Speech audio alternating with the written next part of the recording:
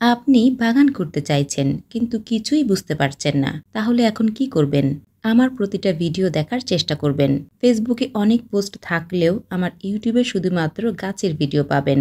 প্রতিটা ভিডিওতে গাছের মাটি তৈরি থেকে বিস্তারিত যত্ন কিভাবে করবেন দেখিয়েছি।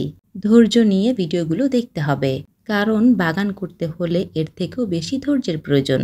গাছ লাগাবেন, মরবে, গাছে নানা ধরনের পোকামাকড় হবে, গাছে খাবার দিতে হবে, ধৈর্য ধরে অপেক্ষা করতে হবে।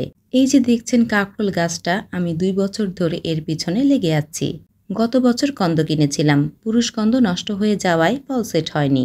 এবারও সেম পুরুষ কন্দ নষ্ট হয়ে গেছে।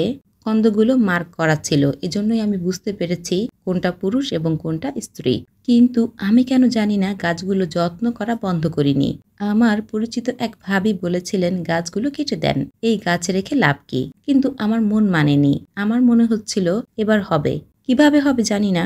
আলহামদুলিল্লাহ ফল সেট হয়ে গেছে। তবে আমি এই পর্যন্ত গাছে কোনো পুরুষ ফুল দেখিনি। যাই হোক, হয়তোবা হয়েছে আমি খেয়াল করিনি। নিজের গাছের কাকরোল খাওয়ার ইচ্ছা পূরণ হলো।